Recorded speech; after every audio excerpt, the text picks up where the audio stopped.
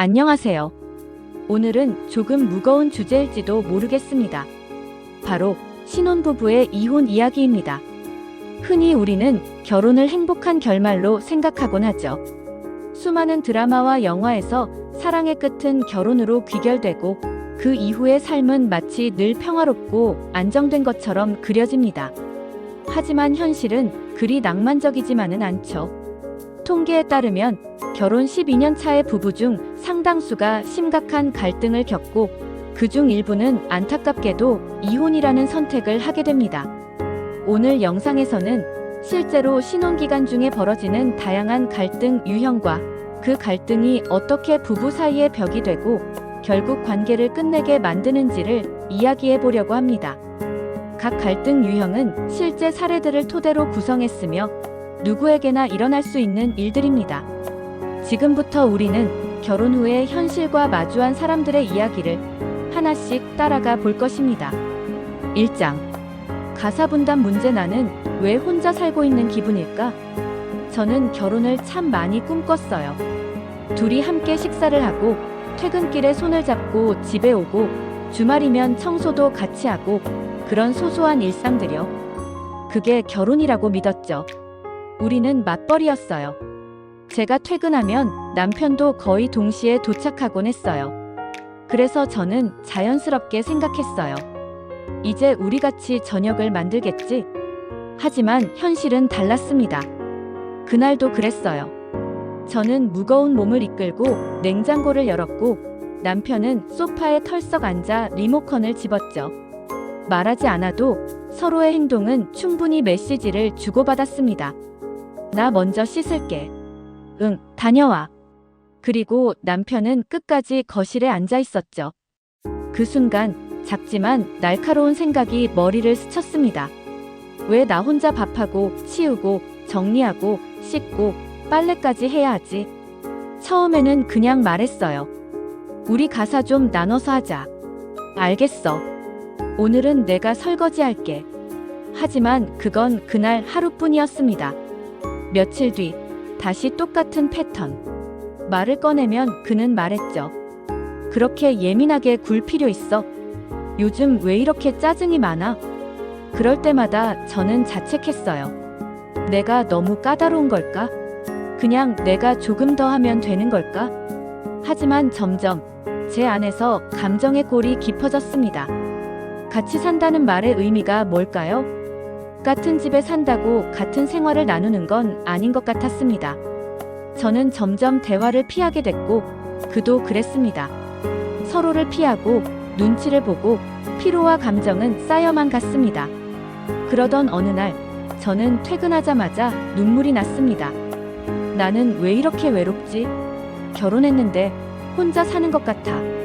그리고 그날 밤 저는 처음으로 이혼을 생각했습니다. 이 갈등의 본질은 단순한 집안일 문제가 아닙니다. 상대방이 나의 고단함을 이해하지 않고 나의 시간을 존중하지 않는다는 감정이 쌓일 때 부부 사이의 신뢰와 애정은 금세 무너지기 시작합니다. 혼자 사는 기분은 결혼한 사람에게 가장 무서운 감정일지도 모릅니다. 2장. 경제관념 차이. 우리는 같은 미래를 보는 걸까? 처음엔 별 생각이 없었어요. 그가 새 휴대폰을 바꾸는 것도 갑자기 게임기 콘솔을 사는 것도 한 번쯤은 괜찮지. 자기 돈으로 쓰는 거잖아. 그런 마음으로 넘겼죠. 하지만 그게 자꾸 반복됐어요. 어느 날은 명품 신발, 또 어느 날은 중고차를 보러 다니고 있더군요. 전 신혼집 전세자금 대출 갚을 생각에 매달 가계부를 보며 계산기를 두드리는데 그는 사는데 너무 팍팍하게 살 필요 있어? 라며 웃더라고요. 문제는 그 웃음이 나에겐 현실을 무시하는 소리처럼 들렸다는 것이에요. 저는 저축하는 걸 좋아해요. 미래를 위해 모으고 관리하고 계획하는 걸 중요하게 생각해요. 그런데 그에겐 돈이 그저 오늘의 행복을 위한 도구일 뿐이었죠. 이 차이가 생각보다 컸어요. 정말 컸어요. 한 번은 대화를 시도했죠. 우리 생활비 좀 정리해서 쓰자. 신혼여행 비용도 아직 다 못 갚았잖아. 그는 말했어요. 그런 건 흐름이야. 카드값은 다음 달 월급으로 메꾸면 되고. 지금이 중요한 거 아냐? 그때 저는 벽을 느꼈어요. 같은 방향을 보며 걸어가는 줄 알았는데 알고 보니 서로 다른 길을 가고 있었어요. 서로의 가치관을 맞추기보단 서로의 지출에 스트레스를 받고 서로의 소비를 비난하게 되고, 그건 결국 돈 때문이 아니라 신뢰의 문제가 되어가더라고요. 그가 내게 거짓말을 한 적도 있었어요. 몰래 중고차를 계약하고 나중에야 그냥 싸게 나와서 샀다고 말하더군요. 그날 밤 저는 다시 이혼이라는 단어를 꺼내들었죠. 경제 문제는 그 자체가 아니라 관계의 거울입니다. 우리가 어떻게 돈을 쓰느냐는 결국 서로를 얼마나 신뢰하고 있는지를 보여주는 방식이기도 해요. 소비 습관은 단순한 취향이 아닙니다. 함께 살아갈 수 있는 사람인가를 결정하는 신호일 수도 있죠. 3장. 시대처가 문제. 나는 왜 항상 너의 가족이 먼저일까? 결혼 전엔 몰랐어요. 그의 가족이 우리의 관계에 얼마나 깊게 개입하게 될 줄은. 처음 명절을 함께 맞았을 때였어요. 저는 들뜬 마음으로 음식 장보기 리스트를 만들고 그는 아무렇지 않게 말했죠. 엄마가 다 준비하래. 우리는 그냥 전날 저녁에만 가면 돼. 그래서 그렇게 했어요. 그런데 막상 시댁에 도착하니 상황은 달랐죠. 어머님 혼자 허둥지둥 음식 준비를 하고 있었고, 어머, 너는 손이 참 야무지다라는 말과 함께 부엌에 저 혼자 서 있게 되었어요. 남편은 거실에서 아버님과 뉴스를 보며 웃고 있더군요. 그날 저녁 저는 물었죠. 왜 나 혼자 이러고 있어야 해? 그는 말했어요. 다들 그렇게 살아. 너무 예민하게 받아들이지 마. 그 말이 너무 낯설게 느껴졌어요. 그는 제 편이 아니었어요. 우리는 가족이 되었는데 왜 나는 늘 너의 가족 앞에서 외부자처럼 서 있어야 할까? 그 이후로도 비슷한 일들이 반복됐어요. 집안 행사엔 무조건 참석해야 하고 어머님 말씀이면 그는 무조건 따랐죠. 어떤 문제든 그의 선택은 늘 엄마가 상처받지 않게였어요. 하지만 저는요. 나는 왜 아무도 배려하지 않나요? 심지어 한 번은 제가 아팠던 날 그는 명절 음식을 도와야 한다며 시댁으로 가버렸어요. 그날 저는 해열제를 먹고 혼자 집에서 이불을 덮고 누워 있었습니다. 그리고 다시 생각했죠. 이게 내가 원했던 결혼일까? 가족 문제는 단순한 역할 문제가 아닙니다. 진짜 갈등은 배우자가 어느 편에 서 있는지를 알게 되었을 때 시작됩니다. 우리는 가족이다라는 말이 진짜가 되려면 서로의 가족을 향한 균형 있는 태도가 전제되어야 해요. 부부는 연대의 관계입니다. 한쪽의 가족을 우선시하는 순간 다른 한쪽은 철저하게 혼자가 됩니다. 4장. 성격 차이와 대화 부재. 말을 해도 들리지 않는 사람. 우리는 연애할 때 참 잘 맞는다고 생각했어요. 서로 웃는 포인트도 비슷했고 맛집도 잘 찾아다녔고 가끔 싸워도 금방 화해했거든요. 그런데 결혼하고 나니까 어쩐지 대화가 점점 어려워졌어요. 아주 사소한 일에서 시작됐어요. 예를 들어, 제가 오늘 하루 어땠어? 라고 물으면 그는 그냥 똑같이 뭐라고만 답했어요. 그 말이 틀린 건 아니에요. 하지만 저는 그 하루 속에서 그가 뭘 느꼈는지 듣고 싶었던 거거든요. 반대로 제가 힘들다고 말하면 그는 곧바로 해결책을 내놨어요. 그냥 관두면 되잖아. 그런 사람은 무시하면 돼. 그게 위로가 아니라는 걸 그는 몰랐어요. 그는 갈등을 회피했고 저는 그걸 피하지 않고 풀고 싶어 했죠. 그러다 보니 싸움이 나면 저는 점점 감정이 격해졌고 그는 이래서 말이 안 통해라며 자리를 떠났어요. 결국 저는 혼잣말을 하는 사람처럼 느껴졌어요. 말을 해도 아무 반응이 없을 때 사람은 점점 말을 줄이게 되죠. 내 감정이 전달되지 않는데 왜 계속 말을 해야 하지? 아무도 듣지 않는데 왜 내가 자꾸 마음을 꺼내야 하지? 그는 말했어요. 넌 왜 늘 불만이 많아? 저는 말했죠. 넌 왜 내 말을 안 들어? 우리는 같은 대화 속에 있었지만 서로 완전히 다른 언어를 쓰고 있었어요. 그리고 어느 순간 대화는 끊겼어요. 그가 퇴근하면 저는 방에 있었고 아침이 되면 그는 휴대폰만 보다가 나갔고 우린 이제 단지 같이 사는 사람이 되었을 뿐이었어요. 그게 참 외로웠어요. 성격 차이는 본질적인 문제가 아닐 수도 있어요. 진짜 갈등은 차이 자체보다 그 차이를 어떻게 받아들이느냐에서 시작됩니다.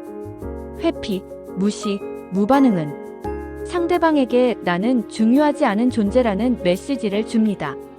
그리고 말이 사라진 자리엔 오해와 상처만이 자랍니다. 5장. 친구 취미 생활 문제 결혼했지만 여전히 혼자인 느낌. 결혼하면 무언가 달라질 줄 알았어요. 적어도 삶의 우선순위는 바뀔 줄 알았죠. 그런데 그는 달라지지 않았어요. 여전히 주말이면 친구들과 등산을 가고 퇴근 후엔 동호회 사람들과 술 약속을 잡고 게임 친구들과 밤새도록 디스코드를 켜두고 웃고 떠들었죠. 처음엔 이해하려고 했어요. 나도 친구들 만나잖아. 각자의 시간이 필요하지. 하지만 어느 순간 저는 우리의 시간이 사라져 있다는 걸 느꼈어요. 함께 밥을 먹는 시간보다 그가 휴대폰을 보는 시간이 더 길었고 주말이면 저는 침대에서 혼자 깨어 있었고 거실은 그가 게임하다 잠든 흔적으로 어질러져 있었어요. 하루는 진지하게 말했죠. 우리 같이 있는 시간이 너무 없는 것 같아. 그는 말했어요. 결혼했다고 내가 하고 싶은 거 다 포기해야 해. 나도 나대로 쉬고 싶은 거야. 그 말은 틀리지 않아요. 하지만 그 말이 우리라는 단어를 부정하는 것처럼 들렸어요. 결혼은 자유를 잃는 게 아니에요. 하지만 결혼은 함께라는 자유를 선택한 거라고 생각했거든요. 혼자보다 둘이 더 나은 삶을 만들어가는 게 결혼 아닐까요? 그는 여전히 친구들과 매주 술을 마셨고 그 사이 저는 집에서 혼자 밥을 차려 먹고 혼자 드라마를 보고 혼자 잠들었어요. 그리고 그날 친구들과의 술자리 사진을 보다가 갑자기 나 여기 왜 없지? 하는 생각이 들었어요. 나는 그의 인생에서 이제 배경이 된 걸까? 취미와 인간관계는 소중합니다. 하지만 결혼 이후에도 그 우선순위가 배우자보다 먼저가 되어선 안 됩니다. 결혼했지만 여전히 혼자인 느낌. 이 감정이 계속된다면 그 관계는 언젠가 멀어지게 되어 있어요. 서로를 선택한 책임이 함께할 시간을 만드는 노력으로 나타나야 합니다. 6장. 직장과 시간 문제 당신이 없는 하루가 익숙해졌어요. 를 이어드릴게요. 6장. 직장과 시간 문제 당신이 없는 하루가 익숙해졌어요. 우리는 둘 다 열심히 일했어요. 하지만 그의 일은 사명감이었고 제 일은 양해가 필요한 무언가로 여겨졌죠. 남편은 공무원이었고 저는 외국계 기업에 다니는 마케터였어요. 일이 고됐고 회식이 잦았고 야근은 기본이었죠. 처음엔 이해해주는 줄 알았어요. 하지만 어느 날부터 그는 또 야근이야? 회식 끝나고는 집에 바로 와야지. 그런 말을 하기 시작했어요. 저는 피곤했지만 애써 웃으며 알겠어라고 말했죠. 근데 어느 순간부터 제가 눈치를 보고 있더라고요. 회사 일정이 생기면 머릿속에 제일 먼저 드는 생각은 이걸 남편한테 어떻게 말하지? 였어요. 그건 사랑도 이해도 아니었어요. 억압이었죠. 하루는 정말 큰 프로젝트 발표가 있었어요. 저는 몇 달간 준비했고 성과도 아주 좋았죠. 기쁜 마음으로 퇴근해 그에게 말했어요. 오늘 진짜 잘 됐어. 부장님이 나 발표 칭찬했어. 그는 말했죠. 그래도 오늘 늦었네. 이제 그만 좀 과하게 일해. 그 순간 숨이 턱 막혔어요. 내 일의 의미가 그에게는 그저 귀가가 늦는 이유에 불과했던 거죠. 그날 밤 저는 소파에 앉아 혼자 생각했어요. 나는 지금 누구를 위해 이렇게 살고 있지? 나 혼자 뛴다고 이 가정이 함께 가는 걸까? 서로의 시간이 점점 달라지다 보니 식사도 따로, 취침도 따로, 하루 이야기를 나눌 시간조차 없었어요. 시간은 물처럼 흘러갔고 우리는 그렇게 자연스럽게 서로 없는 하루에 익숙해지고 있었습니다. 그 익숙함이 무서웠어요. 그게 바로 끝의 시작이었거든요.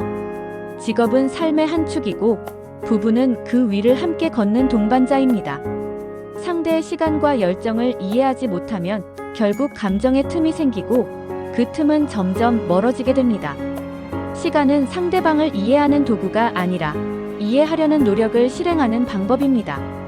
함께 보낸 시간이 아니라 함께 나누려 한 태도가 관계를 지켜줍니다. 7장. 숨겨진 과거 혹은 비밀 당신을 다시 믿을 수 있을까? 사랑에 빠졌을 땐 과거 따윈 중요하지 않다고 생각했어요. 우리가 지금 행복하다면 그걸로 충분하다고 믿었죠. 하지만 어느 날 그 믿음은 금이 가기 시작했어요. 결혼 6개월쯤이었어요. 우연히 그의 휴대폰 문자 알림을 봤어요. 카카오뱅크에서 자동이체 실패 알림이 떴더라고요. 뭐지? 하고 봤는데 채무상환 계좌였어요. 저는 그에게 물었죠. 혹시 대출 같은 거 있어? 그는 조금 당황하더니 말했어요. 아, 예전에 친구 보증 서줬던 거야. 별거 아니야. 근데 그건 거짓말이었어요. 며칠 후 카드 회사에서 등기 우편이 왔고 그제서야 그가 수천만 원의 개인 채무를 숨기고 있었다는 걸 알게 됐죠. 그 순간 느낀 건 배신감이었어요. 돈 때문이 아니라 신뢰의 근간이 무너졌다는 사실이 저를 무너지게 했어요. 왜 말하지 않았을까? 우리가 결혼을 결심할 만큼 서로를 사랑했는데 왜 그는 내게 솔직할 수 없었을까? 그는 말했어요. 말하면 결혼 안 하겠다고 할까봐 무서웠어. 그 말이 더 아팠어요. 그가 나를 선택한 게 아니라 거짓으로 유지한 믿음을 선택한 거니까. 그 이후 저는 그가 말하는 모든 것에 진짜일까? 라는 의심을 품게 됐어요. 그가 퇴근이 늦어도 친구를 만난다고 해도 저는 믿을 수 없었어요. 한번 무너진 신뢰는 다시 쌓기 정말 어렵더라고요. 결혼은 두 사람의 감정 위에 세워지는 게 아니라 진실 위에 세워지는 것이라는 걸 그때서야 알았어요. 비밀은 감정의 방화선입니다. 숨기려는 마음은 언젠가 드러나고 그 순간의 상처는 그 어떤 갈등보다 깊게 남습니다. 관계는 완벽한 과거를 가진 사람이 아니라 온전히 믿을 수 있는 현재를 만드는 사람과 이어져야 합니다. 결혼은 서로의 불완전함을 껴안는 일이지 감추는 일이 아니에요. 8장. 끝내 이혼을 선택한 이유 사랑했지만 함께 할 수 없었습니다. 결혼을 결심했던 순간을 아직도 기억해요. 그의 손을 잡고 앞으로 함께할 모든 시간을 떠올리며 미소 지었죠. 서툴고 부족해도 함께라면 괜찮을 거라고 믿었어요. 하지만 그 믿음 위에는 조금씩 금이 가기 시작했어요. 가사 분담으로 인한 피로, 서로 다른 경제관념, 가족을 대하는 태도, 서로를 이해하지 못한 말들, 삶의 우선순위가 엇갈린 시간들, 그리고 무엇보다 깊게 새겨진 신뢰의 상처. 우린 싸우지 않는 날이 드물었어요. 싸움이 사라졌을 땐 대신 침묵이 자리를 차지했죠. 어느 날 저는 아침을 차리지 않았어요. 그도 아무 말이 없었고 우리는 그냥 각자 출근했어요. 저는 지하철 안에서 지금 이 삶이 계속된다면 나는 나를 잃게 될 거야. 그 생각을 했고 그 순간 결심했어요. 이혼을 말했을 때 그는 말없이 고개를 숙였어요. 눈물도 분노도 없었어요. 그저 고요하게 우린 서로를 포기하고 있었어요. 사랑했어요. 정말로. 하지만 사랑만으로는 함께할 수 없다는 걸 알게 되었어요. 이혼은 실패가 아닙니다. 서로가 더 이상 함께 행복할 수 없는 관계임을 인정하는 용기일 수 있어요. 우리는 서로를 미워해서가 아니라 지치고 무너졌기 때문에 이별을 선택했습니다. 관계는 둘이 지키는 것이지만 그 무게가 한쪽으로 쏠리기 시작하면 결국 무너지게 되어 있어요. 오늘 이야기를 들으며 혹시 마음이 아팠던 분이 계실까요? 어쩌면 지금 비슷한 고민을 하고 있는 분도 있을 거예요. 그렇다면 기억해 주세요. 문제가 생겼을 때 그걸 숨기는 사람보다 마주보는 사람이 필요합니다. 침묵하는 사람보다 말하려는 사람이 필요합니다. 도망치는 사람보다 함께 걷는 사람이 필요합니다. 결혼은 사랑의 완성이 아닙니다. 사랑을 매일 다시 시작하는 선택의 연속입니다. 그리고 그 선택이 너무 아픈 날엔 자신을 지키는 결정을 내리는 것도 용기입니다. 이혼은 끝이 아니에요. 다시 시작할 수 있는 하나의 장입니다. 당신이 지금 어디쯤에 있든 스스로를 포기하지 않기를 바랍니다. 어떤 삶도 당신의 마음이 가장 먼저 존중받아야 하니까요. 지금 이 영상을 보고 계신 당신이 자신의 감정을 외면하지 않고 살아가기를 진심으로 바랍니다. 이 영상이 누군가의 마음을 조금이라도 이해하게 만들었다면, 또 누군가에게 위로가 되었다면 그것만으로도 의미 있는 한 시간이었기를 바랍니다.